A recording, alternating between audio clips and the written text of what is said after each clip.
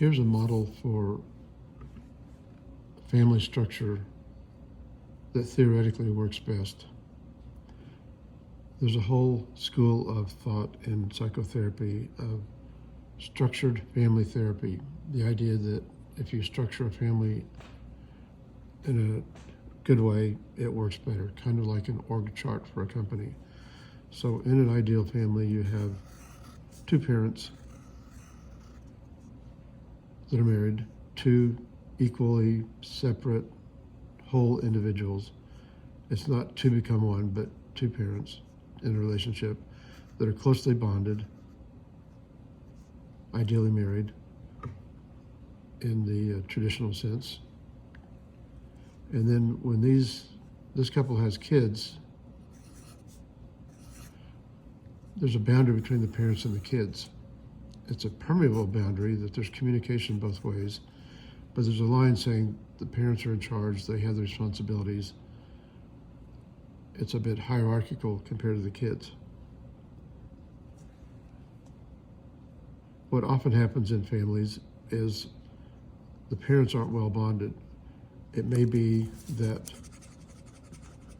one parent is up here as the authoritarian parent, or perhaps distant due to some reason such as being a workaholic or some other kind of addict that keeps them not connected well to their spouse.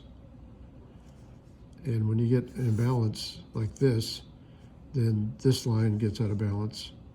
And a kid's job is to break through this and try to become more adult-like. That's part of growing up. Occasionally they do, and that's healthy. But if this line disappears because this bond isn't strong, then chaos happens. And sometimes a kid comes up here and becomes equally strong and parental, and that doesn't work well.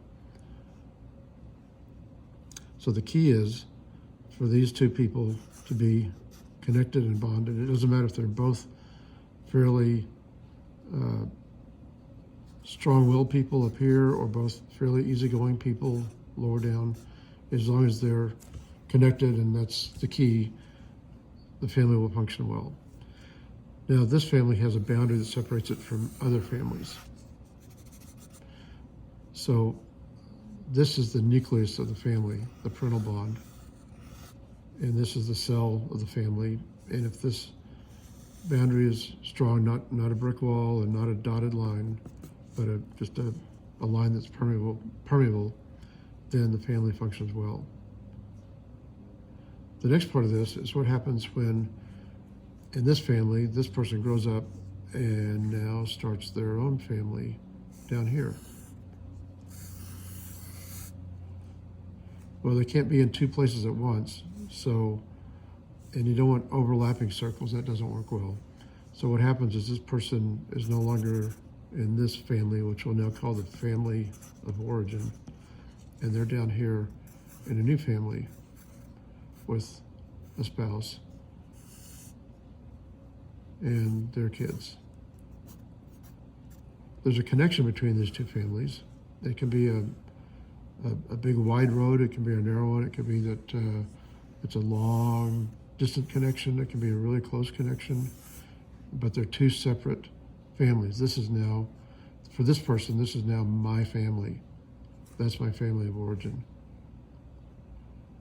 Some people try to make this that they stay here and they're in this new family, and that just makes a mess and doesn't work well.